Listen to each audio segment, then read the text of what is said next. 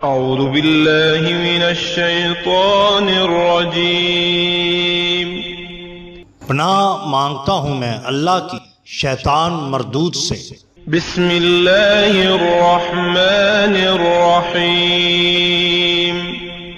شروع اللہ کے نام سے جو بڑا مہربان نہایت رحم والا ہے۔ دا باٹم لائن کے ناظرین کرام السلام علیکم۔ محترم ناظرین، ہم اپنی آج کی ویڈیو میں حضرت داتا گنج بخش رحمۃ اللہ علیہ کے پیر بھائی حضرت سید میرا حسین زنجانی رحمۃ اللہ علیہ کے جنازے کا احوال آپ کے سامنے پیش کریں گے۔ ناظرین کرام، جب حضرت علی حجویری المعروف داتا گنج بخش رحمۃ اللہ علیہ کے مرشد پاک نے ان کو فرمایا کہ بیٹا، اللہ تعالیٰ نے اپنی رحمت اور کرم کے جو فیض و برکات آپ کو عطا فرمائے ہیں، ان سے مخلوق خدا کو فیض پہنچانے کی غرض سے آپ ہندوستان چلے جائیے اور وہاں جا کر توحید کی شمع روشن کرنے کے لیے رات دن ایک کر دیں، کیونکہ ہند میں کفر و شرک اپنے عروج پر ہے، تو وہاں کی گمراہ شدہ مخلوق کو رائے حق کی دعوت دینا بہت ضروری ہے۔ اس غرض سے آپ لاہور چلے جائیں اور وہاں جا کر رشد و ہدایت کا فریضہ انجام دیں، کیونکہ اولیاء کاملین کا یہی فرض ہے کہ رائے حق پانے کے بعد تا دم آخر وہ توحید کا ڈنکا بجاتے رہتے ہیں۔ حضرت سید علی حجویری رحمۃ اللہ علیہ کو جب مرشد کا یہ حکم ملا تو انہوں نے اپنے مرشد حضرت ابو الفضل ختلی رحمۃ اللہ علیہ کی خدمت میں یہ عرض کیا کہ حضور، وہاں تو آپ نے ایک اور مرید یعنی حضرت شاہ حسین زنجانی کی یہ ڈیوٹی لگا رکھی ہے، پھر وہاں میرے جانے کی ضرورت کیا ہے؟ اس کے جواب میں آپ کے مرشد پاک نے فرمایا، اے علی حجویری، تمہارے لیے بہتر یہی ہے کہ تم تبلیغ دین حق کا فریضہ سر انجام دینے کے لیے لاہور چلے جاؤ۔ مرشد سے لاہور جانے کا حکم ملنے کے بعد آپ ان سے رخصت ہو کر سیدھے اپنے وطن غزنی میں آئے اور ہندوستان کے شہر لاہور کے لیے تیاری شروع کر۔ آپ کی تیاری تو صرف یہ تھی کہ اللہ کے بھروسے پر اللہ کے نام کو سر بلند کرنے کے لیے چل دیا جائے، لہذا آپ غزنی سے لاہور کی طرف روانہ ہو پڑے۔ اس زمانے میں غزنی سے لاہور تک کا راستہ کافی دشوار گزار تھا، کیونکہ اس راستے میں شمالی سرحدی علاقہ پڑتا تھا، اس کا زیادہ حصہ پہاڑی تھا۔ پہاڑی علاقے میں سفر کرنا کافی پریشان کن بنتا تھا۔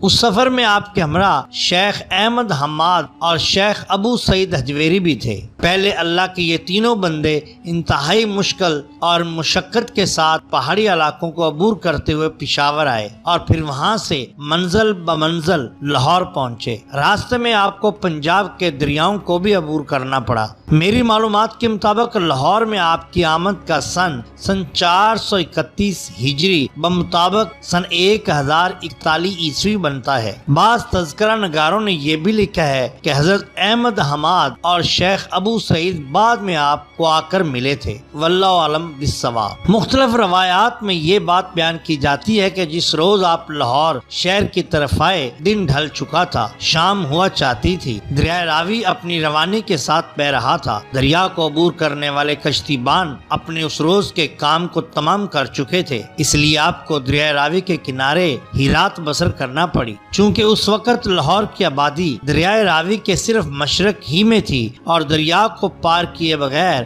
شہر میں داخل ہونا ممکن نہیں تھا، اللہ کے اس مرد کامل نے اللہ کی یاد میں وہ رات بسر کر لی۔ دوسرے روز آپ نے دریا عبور کیا اور شہر کی طرف آئے۔ آپ شہر کی مشرقی جانب ہی سے گزر رہے تھے کہ آپ نے چند لوگوں کو ایک جنازہ اٹھائے ہوئے دیکھا۔ آپ نے جنازہ میں شامل لوگوں سے پوچھا کہ یہ جنازہ کس کا ہے؟ لوگوں نے بتایا کہ یہ جنازہ قطب الاقطاب حضرت سید شاہ حسین زنجانی المعروف میاں حسین زنجانی رحمۃ اللہ علیہ کا ہے۔ تو اس وقت آپ کو اپنے مرشد کا حکم یاد آیا کہ جب انہوں نے آپ کو لاہور جانے کا حکم دیا تھا تو آپ نے جواب دیا تھا کہ وہاں تو میرے پیر بھائی حضرت حسین زنجانی رحمۃ اللہ علیہ موجود ہیں، تو پھر میرے جانے کی کیا ضرورت ہے؟ مگر جو ہی آپ نے حضرت شاہ حسین زنجانی رحمۃ اللہ علیہ کے وصال کے بارے میں سنا تو مرشد کے حکم کی حکمت واضح ہو گئی کہ مجھے یہاں مرشد نے ولایت کے خلا کو پر کرنے کے لیے بھیجا ہے، جو حضرت سید میرا حسین زنجانی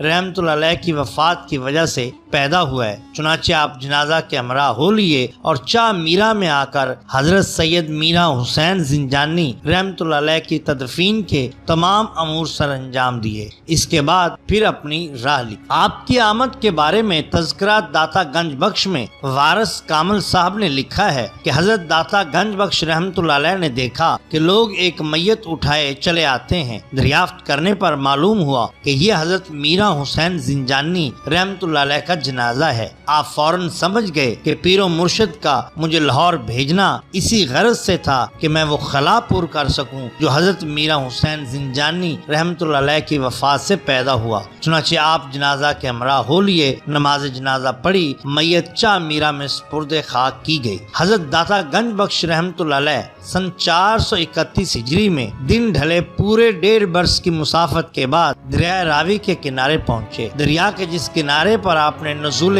اجلال فرمایا اس کے مشرق میں لاہور کی آبادی تھی۔ آپ نے دریا کے کنارے لاہور کے بیرونی حصہ میں رات بسر آرام سے نرم و گرم بستروں پر لیٹے ہوئے۔ لاہور کے باشندوں کو کیا خبر تھی کہ ان کا وہ روحانی مقتدا اسی شہر کے ایک اجاڑ گوشے میں بے آرامی سے رات گزار رہا ہے، جس کی ہستی پر نہ صرف وہ بلکہ ان کی آئندہ نسلیں بھی فخر کریں۔ کون جانتا تھا کہ اس ایک رات کے صلے میں جو یہ مرد کامل اپنی آنکھوں میں کاٹ رہا ہے، قدرت قیامت تک اس کے مزار پر لوگوں کو رات کی نیندیں حرام کرنے پر مجبور کرے گی۔ یہ بات بھی کسی کے علم میں تھی کہ یہ مرد خدا رات اس لیے شہر کے باہر تنہا گزار رہا تھا کہ اسے اپنے آقا کی غار ہرا کی زندگی کا مثالی نقشہ پیش کرنا تھا۔ دوسرے لاہور میں ان کا دن ڈھلے پہنچنا یہ بھی ظاہر کر رہا تھا کہ لاہور کی دینی اور روحانی زندگی کا آفتاب ڈھل چکا ہے۔ اب نئے سرے سے اس کی رگ و پے میں زندگی کی روح پھونکی جائے گی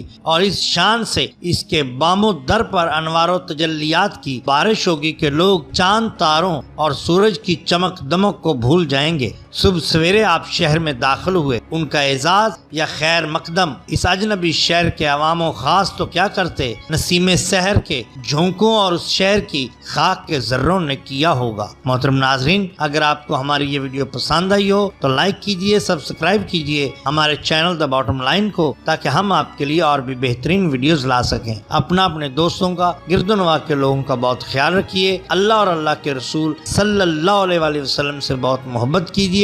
آپ کا بہت شکریہ۔ اللہ حافظ۔